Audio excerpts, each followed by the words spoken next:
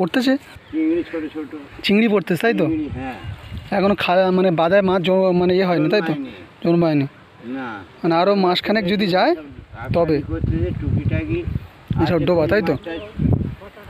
কই মাছ হুট করে মাথা ধরে না ওই রকম চিংড়িগুলো এখন এদের মাথায় দিচ্ছে তাই তো? কই মাছ পাওয়া যাবে না। আর পোনা মাছের বাচ্চা টাচ্চা এখন ওঠে না তাই তো?